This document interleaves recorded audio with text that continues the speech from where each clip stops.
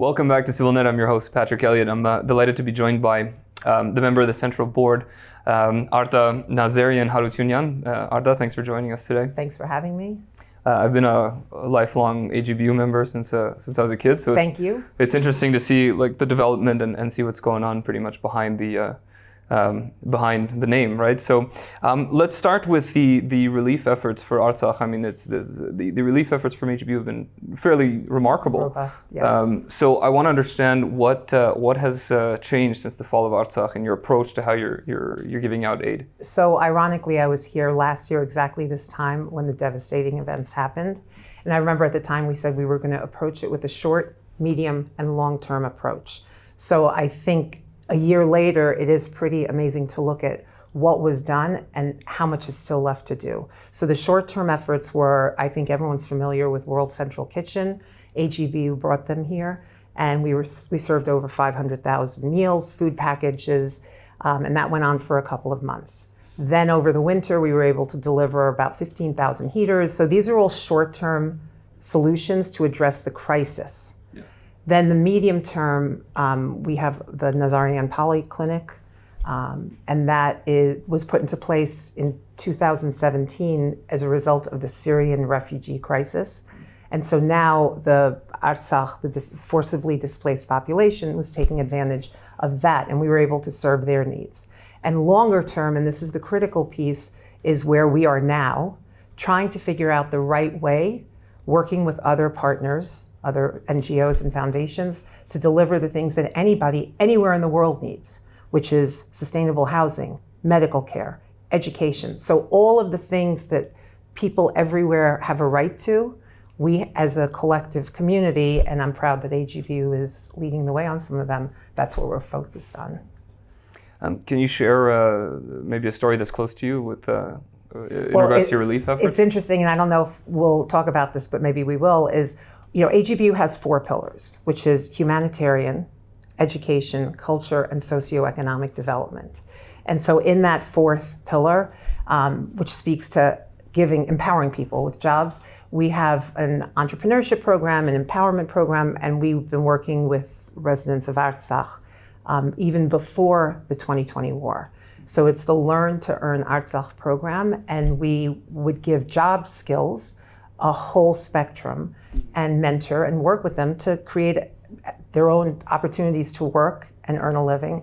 And so one story that comes to mind is at the worst of the blockade, when you would think that people would be cowering, especially women. These programs have a high percentage of female population. I was doing a workshop, many of us do workshops and trainings, and they were remote anyway, but when they had the ability to do it, we had one scheduled. And it was about maybe 20 women in the cohort.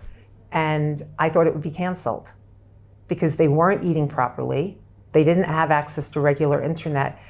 And I was told not only is it on, but there are more people who want to participate. And that to me speaks to, and I know Armenians sometimes get tired of the word resilience, but we're not victims of the horrible things that happen to us. We don't have them happen. We don't cause them to happen. But how they react to them astounds me. And then the follow-up from a couple of the women who were in that program who still wanted to continue to talk afterwards. And as crazy as my job is and my volunteer work and everything, you can't say no. And then to meet those same women in Yerevan now, because they're near, that to me is the continuum of our spirit.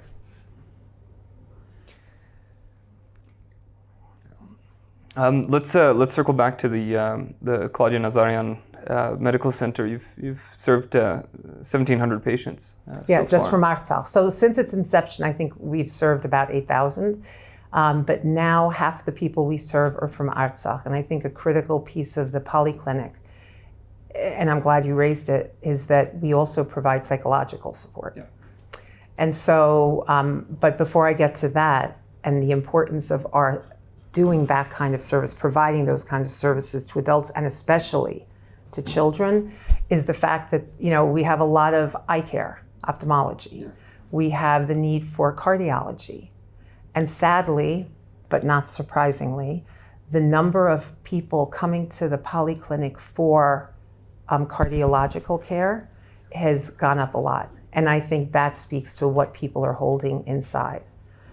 So that's at the Vahe Karapetyan Center, which is right close to downtown. And so it's a very, it's a versatile clinic, and thankfully we're able to meet a critical need. Yeah, there's definitely, as we were talking before rolling, right? There's no pressure relief valve within Armenian society, and it's been, 4 years of just war, trauma, tension, fear, anticipation, more war, more trauma, ethnic cleansing. So you have a population that's just by and large traumatized. And there is this taboo against mental health and seeking out mental health. So the fact that the Nazarian Center is offering these services, first of all, is encouraging. But second of all, I'm curious, are there a lot of people who are taking you up on this offer? Yes. And I think it's a shame that mental health is stigmatized so much. And by the way, that's a global problem. I think it's a global problem. And I feel passionately about it because I often say, if someone has high blood pressure or has something going on with an osteoporosis or something, no, you deal with it. So why, if the brain is off, either clinically or because of a traumatic incident, should it be stigmatized? So the short answer is yes, we are seeing a lot of people coming for help. And what's beautiful is the families who recognize their kids need it. And what's really important is that we employ doctors from Artsakh. So what AGBU has been able to do is serve two purposes. One is we're giving jobs to the people who were forcibly displaced, and the other is they speak the dialects of the patients who are coming in. So it's not very different than someone with a foreign language going somewhere and someone who culturally doesn't understand. Armenians sometimes think we're all Armenians, but in fact we come from different backgrounds, different interests, different dialects, and so we provide those services in the dialect that they are familiar with. And that I think, gives them comfort and makes them feel a little bit more able to ask for help. Yeah, are you noticing a generational shift? You mentioned, the parents are seeing it for their children. And I mean, it's funny to see that even in the 3 years of me being here, I'm starting to see in Armenian society as a whole, like, I can't speak for Artsakh, but, you went from, I remember in the sauna at the gym, I overheard a conversation of this man who was, let's say, extremely out of shape, is putting it lightly, the Armenian Khorovat's belly, and he's like, oh, my doctor told me to make all these changes because I'm going to get a heart attack again. And one of his friends goes, oh, do you need to quit smoking? No, she said I need to go from 2 to 1 pack a day. And in my head, I'm going, what century is this? I'm laughing, but that's not funny, but that's an excellent point, because then culturally. Contrast this now, you're starting to see, like, it's crazy. I started to see, now you have meditation workshops in Yerevan, you've got yoga that's taken up everywhere. I saw this retreat in Dilijan that does cold exposures. Now, of course, yes, these are like Western concepts that sound a bit woo-woo, but just the fact that you're starting to see that Armenians are starting to take they're starting to put some more importance on self-care and wellness. There you go. So I'm starting to see that shift. I'm curious if we have that in Artsakh, and we're starting to see them seek out the help they need. I think the amazing thing with the Artsakh people, at least anecdotally from what I know, and I know some of the statistics AGBU has, they're not afraid to ask for help or take use opportunities that are presented to them. So the medical thing, I mean, it's actually a sad but great example, which is cutting from 2 packs to 1 pack, or exercising at all. Or how about even going to the doctor when you're overweight and asking for help? So I think generationally, yes.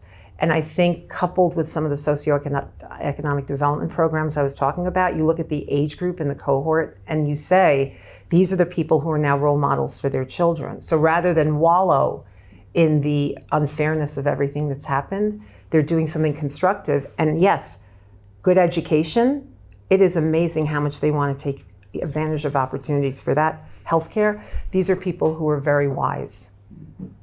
Fantastic, it's good to hear. Let's talk a little bit about the Camp Nairi that the AGBU program has, because I know that this is also related to mental health. So how are you able to balance, helping children who have severe trauma, working on their mental health, and at the same time providing a quote unquote normal camp experience? So what's amazing about kids, and having had a couple, is they tend to bounce back and adjust better than adults. And sometimes all they need is that extra help. So AGBU started Camp Nairi in the summer of 2020 the summer of 2021 after the 2020 war. And it was targeting 7 to 13-year-olds. And it had all the elements of camp, the fun, the outdoors, the comfort. But remember, a lot of these kids had either lost a parent or had a severely disabled parent. And so the goal was to give them a normal camp experience with the addition of the psychosocial support in their dialect. They were given, 3 meals a day. And so that camp has continued and grown so that it is something, it's almost like a respite for these kids. And what we're seeing is the demand is there, the demand has grown, and we're responding to that because what you're doing is impacting the next generation. And yes, just a couple of weeks of summer camp where they're treated like normal children with that extra assistance and support does impact them longer term. And so that's the beauty of Camp Nairi. And now what we also do, during the worst of times and during the blockade, we did sessions remotely, even when it wasn't summer, and we do weekend retreats so that you're able to get kids away from whatever situation they're in, which may not be ideal. So that is something, and I have to say we have to thank our donors because every time we grow it, the response is there to support it. And I do think that we are gonna see the positive impact longer term. You mentioned LEAP a little bit earlier. I want to know how you see this as making an impact in the economic landscape with Artsakh refugees. Tell us a little bit about that program. So Learn to Earn Artsakh program started before the 2020 war. And the idea was to give a whole range of support so people could run their businesses better, maybe open businesses, but learn the skills, upskill, provide the guidance, the mentoring, everything else. That all changed obviously with the war. As I said, the demand became greater. And what we're seeing, and then with the ethnic cleansing, during the blockade, we were able to do things remotely. Then with the ethnic cleansing, they arrived in Yerevan mostly, and they wanted to work. And so being able to help them find opportunities, or for many Artsakhis, they had to change their skill set and learn new skill sets. So we invested more resources in them, but in fact, we were investing in the people. And what we're seeing is they are opening their own businesses, or they've shifted their career, if you want to call it that. And even that is an evolving program. And I do have to say one thing, for people who don't know, AGBU is 118 years old. And we had the same mission 118 years ago that we have today, which is pretty impressive. Most organizations may adjust, but the difference is we change how we meet that mission. And LEAP is a great example of that. So I appreciate your asking about it. Is it open just to women or to men as well? Oh no, it's open to men as well. Okay, so it's Artsakh program absolutely, in general. Yes. What we see is there is a higher number of women, and because of the Women Empowerment Program, the Empower Her initiative, which has the Women Entrepreneurs Initiative, we see them now, some of them joining those efforts. And the mentorship among the women is heartwarming, and coming from a corporate world where sometimes there isn't that collaboration, there is a real desire to kind of help others along. Arda, finally, what message do you have for the broader Armenian community as to the humanitarian situation in Armenia? Everyone has a role to play. Don't let what's happening right now scare you, turn you off, say I have excuses not to be involved because it didn't go as well. One of my old bosses taught me an expression which Armenians can live by, which is the price of perfection is bankruptcy. So nothing will ever be perfect. So I'm proud to be part of this organization, other organizations. We partner with other organizations. There's a collaborative spirit, which is kind of great. So there is a role to be played by everyone, regardless of skill set, regardless of, socioeconomic status. Everybody can do something, whether it's here in a diaspora, whatever your diaspora is. So no excuses is my message. What about that other saying from your other boss? I'd like to hear that one. My first boss was the governor of New York in the 80s into the early 90s. And I remember he said to me, and I don't think I could say the word, but I'll say it clearly. No, go for it. So any jackass can knock down a barn. It takes a good man or woman to build something. And so I am proud to be part of a community of builders. Yeah, that's what's truly impressive is seeing how many Armenians have got their heads down and are not complaining on Twitter, and they're working and creating and building. And don't get caught up in the Twitter, in the X sphere and the Instagram sphere and whatever. Deal in real life. And we'll never know their names. They're never going to be thanked for it, and they've just been working. I've met so many of them, and I'm just staggered that they haven't received, presidential medals in Armenia yet, but they're just working. And they don't need presidential medals, and you just did thank them. So I think that's great that you did that. Well, so I'm hopeful for the future of this country. So thank you, Patrick. Thanks for coming on, Arda. Thanks again for watching ՍիվիլՆեթ.